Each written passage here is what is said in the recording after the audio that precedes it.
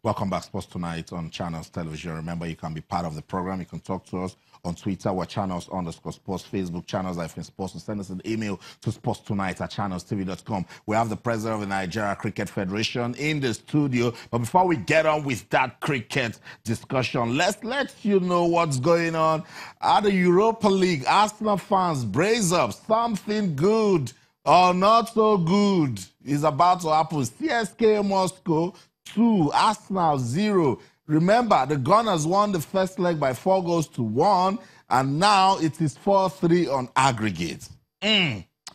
What's about to happen again? Last night I told us to brace up because we didn't see that one coming that Juve performed, and now we're seeing all of this. Olympic, you can see right there, Salzburg and Lazio also is a fight. It's 1-1 right now, but Lazio are still on pole position in terms of aggregates. And Sporting Lisbon 1, Atletico Madrid 0. So 2-1 on aggregate now. So any of these teams can still advance in the Europa League. A lot of interesting things happening in European football. Marseille 4, RB Leipzig 2. So you see, at this level, no team is small.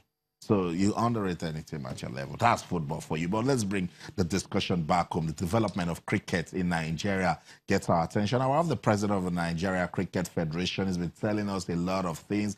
How the ICC has been telling Nigeria, you people have the clout. You guys are a cricket playing nation. You can host the world. You can do this. You can do that.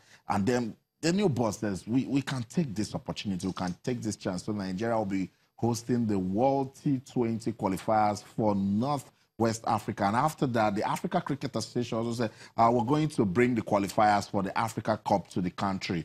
They didn't stop that. They didn't stop there. They've gone to bring someone that is highly technical. South African cricket legend Makaya Ntini is in the country. I heard the president say he got into work right away. Ntini will also work with upcoming talents. That one I love so much. Tell me more. Oh, Ntini had a fast bowling academy program for the young talents at under 19 level, today, and also helped us to sort those talents, the wheat from the chaff. So immediately we were able to say, oh, he just pointed out, this is the guy that has class. This is the guy you're looking forward to. Wow. So you could see the impact. So some of our fast bowlers, within a week of Ntini, some of our fast bowlers have been up the pace. Gone some 5 more yards of pace with just in 1 week of work with the guy. So he's actually, which is so good because at the under 19 level, we can make use of some of those talents. Definitely. It's important that we use the under 19 as a transition, to senior cricket. In fact, this is a plan that there is a direct route from age grade for those who have done well at age grade cricket, straight to the senior team. In fact, this has been the practice, since I was a technical director of the board. We decided that, look, the best way to ensure that at senior level, you're going to get quality, guys who have been schooled in the game properly, is to transit them directly from age grade to senior. And I can tell you that majority of the team, particularly the new players, all the new players had to go through the age grade program. Very important. Yes, and this age grade program is a major development area for us. I've been doing a lot of research on cricket in Nigeria, and I was telling the viewers that back in the day, first, cricket has been in this country for a long time. And back in the day, we used to play cricket a lot, particularly in the federal government colleges, and then it dropped. What can your board do to take cricket back to the schools?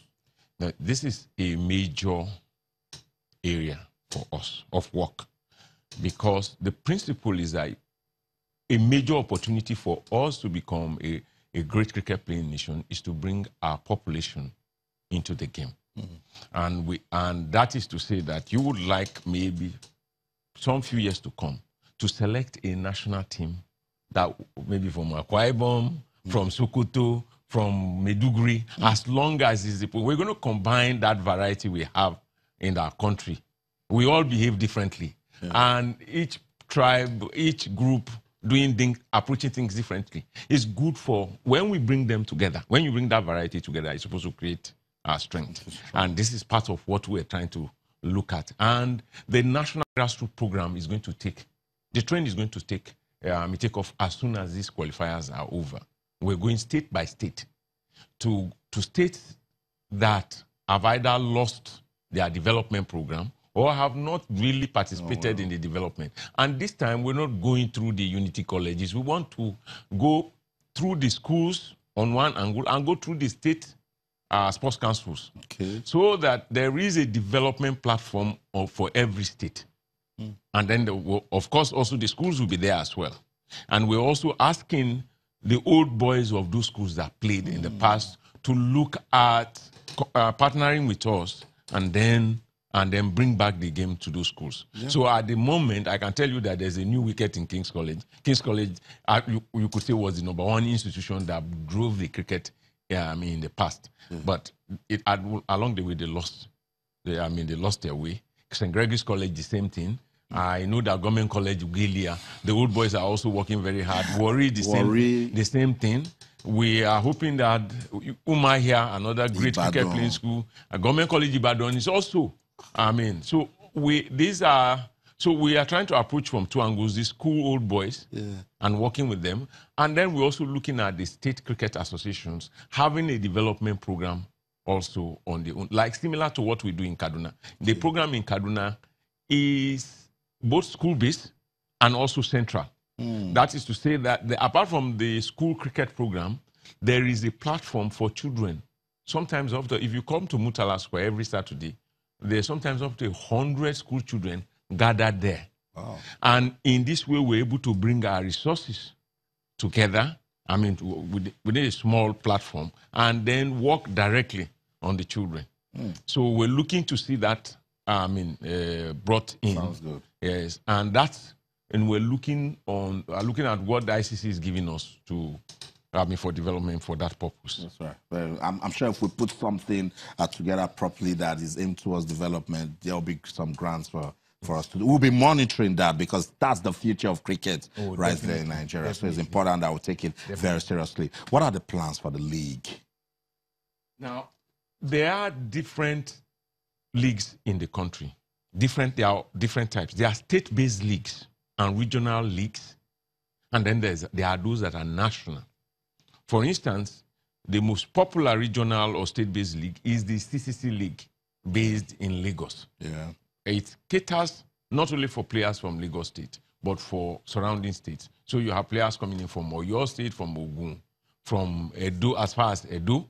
Sometimes, occasionally, even from players from Kaduna, sometimes are invited to participate in the league. This is the most developed domestic league at state and regional level. But other states and regions have copied from what Lagos has done. Yeah. There is one in Edo, there's one in Port Harcourt, there is the Southeast League, there is a Northwest League, and there is also even a Kaduna State